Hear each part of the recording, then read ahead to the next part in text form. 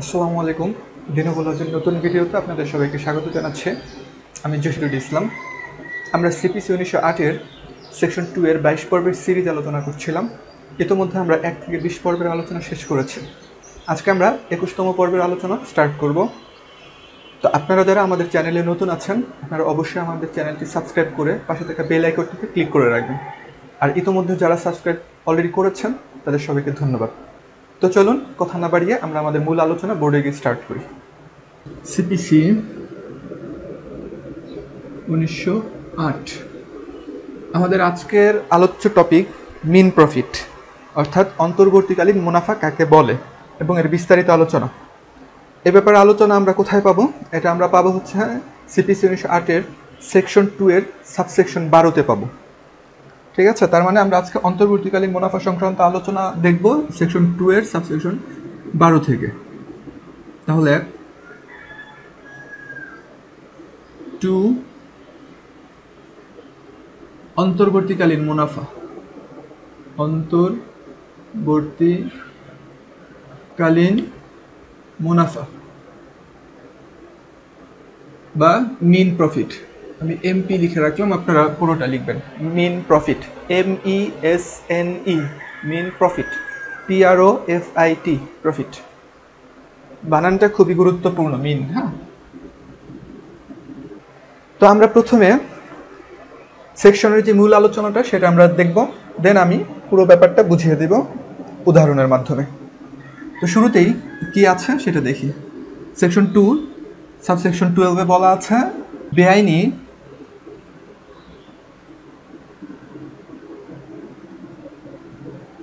দখলকার ব্যক্তি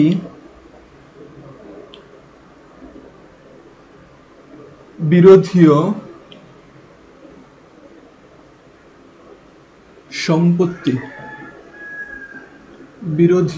সম্পত্তি, তাহলে বেআইনি দখলকার ব্যক্তি, হ্যাঁ, বেআইনি দখলকার ব্যক্তি বিরোধীয় সম্পত্তি হতে, অর্থাৎ ডিসপিউটেড ল্যান্ড হতে।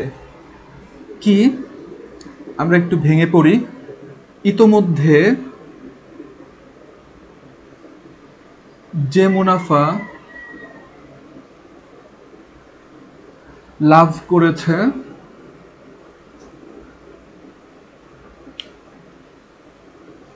বা, অর্থাৎ ইতোমধ্যে যে প্রফিট লাভ করেছে বা সাধারণ বুদ্ধিমত্তায়,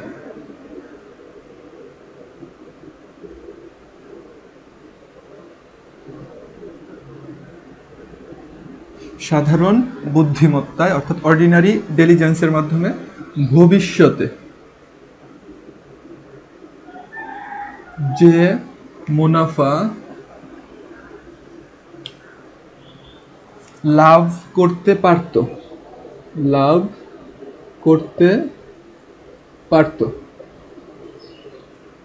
তাহলে কি বলা হচ্ছে সেকশন 2 সাবসেকশন 12-এ মিন প্রফিটের সংজ্ঞায় বলা হচ্ছে বেআইনি দখলকার ব্যক্তি বিরোধীয় সম্পত্তি হতে ইতোমধ্যে যে মুনাফা লাভ করেছে বা সাধারণ বুদ্ধিমত্তায় ভবিষ্যতে যে মুনাফা লাভ করতে পারত, উক্ত মুনাফাকে মিন প্রফিট বলে। উক্ত মুনাফাকে মিন প্রফিট বলে। আমি সংক্ষেপে লিখলাম এমপি, হ্যাঁ, মিন প্রফিট বলে। তাহলে সরল ভাষায় সেকশন 2 সাবসেকশন 12-এ বলা হচ্ছে বেআইনি দখলকার ব্যক্তি বিরোধীয় সম্পত্তি হতে ইতোমধ্যে যে মুনাফা লাভ করেছে বা সাধারণ বুদ্ধিমত্তায় ভবিষ্যতে যে মুনাফা লাভ করতে পারত, উক্ত মুনাফাকে মিন প্রফিট বলে। এর সাথে আর কি যুক্ত হবে?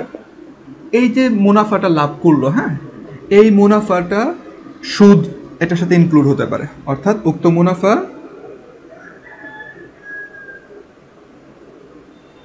সুদ সহ বা সুদ ছাড়া, হ্যাঁ, হতে পারে। সুদ সহ বা সুদ ছাড়া হতে পারে। তার মানে আমরা কি বুঝলাম? এই যে মুনাফাটা লাভ করলো এটা যদি সুদ ধরা হয় তাহলে সুদ সহ সেটা মুনাফা কি হতে পারে? মিন প্রফিট হতে পারে। আবার সুদ ছাড়াও হতে পারে। সুদ ছাড়া মানে এই মূল প্রফিটটা, আর সুদ সহ বলতে এই মূল প্রফিটের উপরে সুদটা, ওই সুদটাও মেইন প্রফিট নামে অন্তর্ভুক্ত হবে। অর্থাৎ আপনার যে টাকাটা পড়ে আছে মেইন প্রফিটের এখানে, এই টাকাটা যদি আপনি কোথাও ইনভেস্ট করতেন তাহলে যে প্রফিটটা আসতো ওইটাকে সুদ হিসেবে এখানে কাউন্ট করা হচ্ছে, তাহলে ওইটাও মেইন প্রফিট হবে। তার মানে আপনার মূল টাকা তো মেইন প্রফিট হবেই, পাশাপাশি ওই টাকা থেকে যেই ইন্টারেস্টটা গ্রো করতো ওই ইন্টারেস্টটা ওইটার সাথে হিসাব করে মেইন প্রফিট হিসেবে ধরা হবে। তাহলে 12 সেকশন 2 সাবসেকশন 12-এ আমরা এতটুকু দেখলাম। আরেকটা ব্যাপার এখানে ইম্পর্টেন্ট আছে, সেটা হচ্ছে এই মুনাফাটা নর্মালি সে লাভ করলে এটাকে আমরা মেইন প্রফিট বলবো। তবে কথা হচ্ছে এই যে বেআইনি দখলকার ব্যক্তি, হ্যাঁ, এই ব্যক্তি যদি সম্পত্তির কোনো উন্নতি সাধন করে আর কি, হ্যাঁ, সম্পত্তির কোনো ডেভেলপমেন্ট করে, উন্নতি সাধন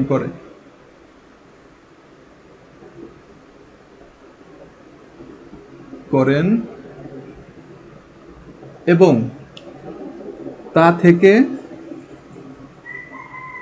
প্রফিট পান, তাহলে সেটা এমপি নয়, অর্থাৎ মেইন প্রফিট নয়। তাহলে কি বলা হচ্ছে, সম্পত্তির কোনো উন্নতি সাধন যদি করেন কে, এই দখলকার ব্যক্তি, তাহলে সেই উন্নতি সাধন করার পর যে প্রফিটটা সে ওখান থেকে ইনকাম করবে ওইটা আবার কি হবে না, মেইন প্রফিট হবে না। তাহলে 12 অর্থাৎ সেকশন 2 সাবসেকশন 12-এ অন্তর্বর্তীকালীন মুনাফার ক্ষেত্রে আমরা তিনটা ব্যাপার এখানে দেখতে পাচ্ছি। নাম্বার 1, বেআইনি দখলকার ব্যক্তি বিরোধী সম্পত্তি হতে ইতিমধ্যে যে মুনাফা লাভ করেছে বা সাধারণ বুদ্ধিমত্তায় ভবিষ্যতে যে মুনাফা লাভ করতে পারত, উক্ত মুনাফাকে মেইন প্রফিট বলা হবে। এই মেইন প্রফিটের সাথে সুদটাও ইনক্লুড হতে পারে আবার নাও হতে পারে, তবে সুদ ইনক্লুড হলে সেই সুদটাকে মেইন প্রফিট নামে ধরা হবে। ওকে, দেন আরেকটা ব্যাপার কি দেখলাম, সম্পত্তির কোনো উন্নতি সাধন যদি করেন কে, এই বেআইনি দখলকার ব্যক্তি যদি সম্পত্তির কোনো উন্নতি সাধন করেন এবং তা থেকে তিনি কোনো প্রফিট ইনকাম করেন তাহলে সেটা আবার মেইন প্রফিট হবে না।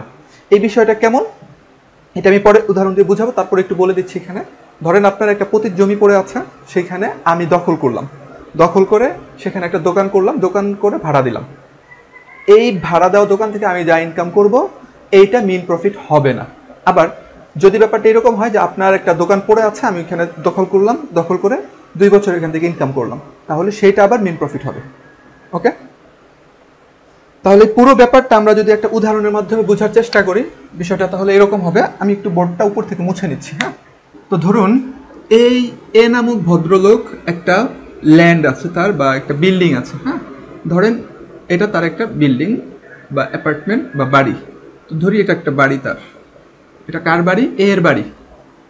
তো এই বাড়িটাতে সে থাকে, ধরুন এই বাড়িটাতে সে 2010 পর্যন্ত ছিল, মূল মালিক কিন্তু এ, সে 2010 সাল পর্যন্ত এই বাড়িতে ছিল।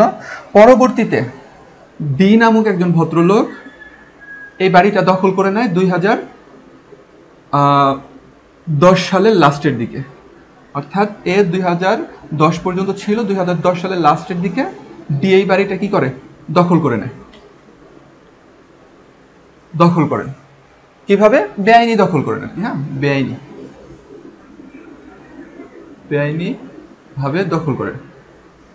তাহলে এ 2010 পর্যন্ত তার বাড়িতে ছিল, পরবর্তীতে 2010-এর লাস্টের দিকে কি করছে, ডি এটা বেআইনিভাবে দখল করে ফেলছে। তো এই যে 2010 সালে ডি এটা দখল করলো, সে টানা 5 বছর এই ভূমিতে ছিল, এই বাড়িতে ছিল। তাহলে 2010 থেকে 2015 টোটাল 5 বছর সে এখানে ছিল। কথা হচ্ছে 2015-র পরে আবার এই বিল্ডিংটা 2010-এর যেই মালিক ছিল অর্থাৎ এ, তার কাছে আবার চলে আসছে। 2015 শেষে আবার এর কাছে এই ল্যান্ডটা ব্যাক আসছে, অর্থাৎ এই বিল্ডিংটা বা বাড়িটা।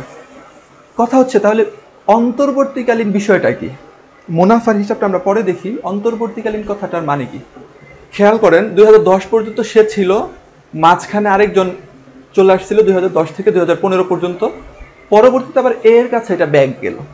তাহলে এই যে মাঝখানের যে সময়টুকু 2010 থেকে 2015, এইটাই হচ্ছে অন্তর্বর্তীকালীন টাইম। ঠিক আছে, এই যে মাঝখানের টাইমটুকু এটাই হচ্ছে অন্তর্বর্তীকালীন টাইম। এখন তাহলে অন্তর্বর্তীকালীন মুনাফা কোনটা? এই এ নামক ভদ্রলোক 2010 পর্যন্ত এই বাড়ি থেকে ধরেন রেন্ট কালেক্ট করতো, ঠিক আছে, বাৎসরিক 1 লাখ টাকা, বাৎসরিক 1 লাখ টাকা সে রেন্ট কালেক্ট করতো। কিন্তু 2010-এর পরে সে তো বেদখল হয়ে গেছে। তাহলে এখন এই বিল্ডিং এর বা বাড়ির রেন্ট কে পাচ্ছে? ডি পাচ্ছে। তাহলে 2010-এর পর থেকে নিয়ে 2015 টোটাল 5 বছর পর্যন্ত সে কি করলো? এখান থেকে একটা রেন্ট আর্ন করলো। তাহলে কত? ধরেন যেহেতু ইয়ারলি 1 লাখ, তাহলে এখানে 5 লাখ। এই 5 লাখ কে আর্ন করলো? ডি আর্ন করলো। তাহলে যদিও এটা কার পাওয়ার কথা ছিল? এ এর পাওয়ার কথা ছিল, কিন্তু আর্ন করলো কে? ডি। তারপরে মামলা করার পরে 2015-র লাস্টে আবার এ ব্যাক পাইল। এখন কথা হচ্ছে, সে যে মামলা করলো, মামলাটা কি শুধু বাড়ির জন্য করবে, নাকি সাথে এই যে প্রফিট 5 লাখ এটা ফেরত পাওয়ার জন্যও করবে? উত্তর হচ্ছে এই 5 লাখ টাকাও সে ব্যাক পাওয়ার জন্য মামলা করবে। অর্থাৎ যখন সে পজিশনটা ফেরত আনার মামলা করছে, ঠিক আছে, যেহেতু এটা ইমুভেবল প্রপার্টি, তাহলে এসআর একটা 9 ধারায় সে মামলা করলো। পাশাপাশি সে কি করবে? যেহেতু তার দখলটা চলে গিয়েছিল, তাহলে দখলের পাশাপাশি সে কি করছে? মিন প্রফিটের মামলাটাও করছে। সেকশন 2 সাবসেকশন 12-এর যেই বিধানটা আমরা এখন দেখছি, তাহলে মিন প্রফিট সহ সে পজেশন এবং মিন প্রফিট দুইটা অ্যাডজাস্ট করে সে মামলাটা করলো। সে বিল্ডিংটা ফেরত পেল, মিন প্রফিটটা তার পেতে হবে। তাহলে কথা হচ্ছে এই 5 লাখ টাকা এখন কি? এর মিন প্রফিট, অন্তর্বর্তীকালীন মুনাফা, যেটা ডি নিয়ে গেছে, এই টাকাটা ডি এখন তাকে দিবে।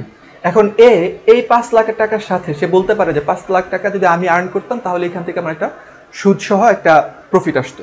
তাহলে এটার সাথে হয়তো বা আরো কিছু টাকা অ্যাড হবে, ঠিক আছে। এই সুদের যেই বিষয়টা, এটাও আপনারা সিপিসির একটা বিধানে পাবেন, যে সুদ সংক্রান্ত যে আলোচনাটা, কত পার্সেন্ট সুদ ধরা যায় বা ধরা যায় না, এই ব্যাপারে একটা আলোচনা পাবেন সেকশন 35-এ। ওইখানে 6% ইন্টারেস্টের কথা বলা আছে। সর্বোচ্চ কত? 6% একটা ইন্টারেস্ট আপনারা পাবেন মিন প্রফিটের এগেনস্টে। তাহলে আমি অন্তর্বর্তীকালীন মুনাফা কি জিনিস এটা আমি বুঝাতে পারলাম। তাহলে খেয়াল করুন, বেআইনি দখলকার ব্যক্তি 5 বছরে 5 লাখ টাকা আর্ন করলো। এই টাকাটা যখন বাড়িটা ফেরত দিবে, তখন এই টাকাটাও তাকে ফেরত দিতে হবে। এইটাই হচ্ছে অন্তর্বর্তীকালীন মুনাফা, যেটা আপনি মামলা করে আর্ন করতে পারেন, ঠিক আছে। অর্থাৎ অন্তর্বর্তীকালীন মুনাফাটা এই যে বেআইনি দখলকার ব্যক্তি আর্ন করলো, এটা কম্পেনসেশন হিসেবে তার কাছ থেকে নেওয়া হয় ফেরত। কারণ এই টাকার মালিক কে ছিল? অরিজিনালি এ ছিল। এই টাকাটা পাওয়ার অরিজিনাল হকদার হচ্ছে এ, কিন্তু ডি যেহেতু এখানে পজিশন নিয়ে গেছে বেআইনিভাবে, সেহেতু এই টাকাটা সে আর্ন করছে। এখন ব্যাপার হচ্ছে, অন্তর্বর্তীকালীন মুনাফার ফেরতের এই বিধান যদি না থাকতো, তাহলে কি হইতো? তাহলে আমি আপনার বিল্ডিংটা দখল করতাম, 10 বছর এখান থেকে ইনকাম করতাম, 10 বছর পরে আমি আপনাকে আপনার বিল্ডিংটা মামলার মাধ্যমে ফেরত দিয়ে দিতাম। আপনি মামলা করলে আমি ফেরত দিয়ে দিতাম, কিন্তু 10 বছর আমার তো একটা প্রফিট হতো। তাহলে একটা লোভ লালসা তৈরি হতো ব্যাপক আকারে। তাহলে কেউ কারোর বাড়িতে ঠিকঠাক থাকতে পারতো না, কারণ কেউ না কেউ ঠিকই ওইখানে দখল করে আর্ন করা শুরু করতো।